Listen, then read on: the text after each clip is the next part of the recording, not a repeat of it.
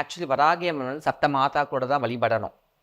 நீங்கள் பார்த்தீங்கன்னா சமீப காலத்தில் நீங்கள் முன்னாடி நம்ம வந்து புராண காலத்தை எடுத்துக்கலாம், இல்லை எல்லா கோயில்களுமே எடுத்துக்கலாம். இப்போ நம்ம எத்தனையோ கோயில் போயிருப்போம். ஆனால் மாரியம்மனுக்கு நிறைய கோயில் இருக்கும், காளிக்கு நிறைய கோயில் இருக்கும், துர்க்கைக்கு நிறைய கோயில் இருக்கும்.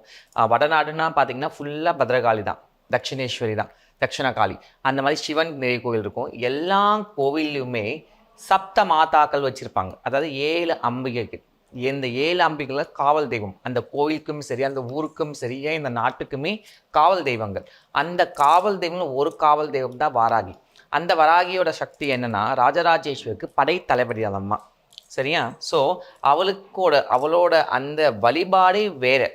அந்த வழிபாடு எடுத்து வந்து வீட்டில் வைக்கிறதோ, இல்லை வீட்டில் வந்து ஃபோட்டோ வைக்கிறதோ, இல்லை வீட்டில் வந்து சிலைகள் வைக்கிறதோ இருக்கவே கூடாது.